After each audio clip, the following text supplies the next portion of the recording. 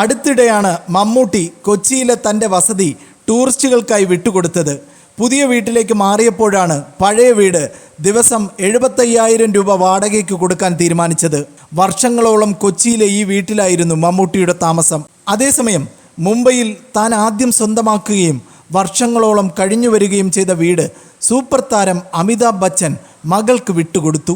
പ്രതീക്ഷ എന്ന പേരുള്ള ഈ വീട് ഒരു കൊട്ടാരം തന്നെയാണ്. 60 കോടി രൂപയാണ് മതിപ്പ് വില.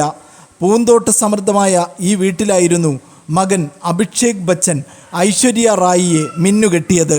എന്നാലും മകൾ ശ്വേതാ ബച്ചന് വീട് കൈമാറാൻ അമിതാഭ് ബച്ചൻ തീരുമാനിക്കുകയായിരുന്നു. അതിശയങ്ങൾ നിറഞ്ഞതാണ് പ്രതീക്ഷ എന്ന ഈ കൊട്ടാരം. ഇവിടത്തെ അതിമനോഹരമായ പുൽത്തകിടിയിലായിരുന്നു ബച്ചൻ്റെ നായയുമായുള്ള ചങ്ങാത്തവും പത്രവായനയും.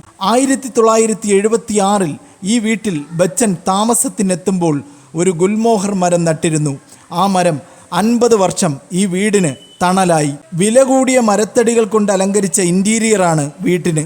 മകൾ ശ്വേതയുമായുള്ള വലിയ ആത്മബന്ധമാണ് തൻ്റെ ആദ്യ വീടായ പ്രതീക്ഷ മകൾക്ക് കൈമാറിയതിന് പിന്നിലെന്ന് ബച്ചൻ പറഞ്ഞു.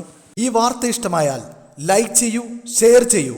നിങ്ങളുടെ അഭിപ്രായം കമൻ്റായി രേഖപ്പെടുത്തൂ. സബ്സ്ക്രൈബ് ചെയ്യൂ സൈബർ വിലാസം മീഡിയ നെറ്റ്വർക്ക്.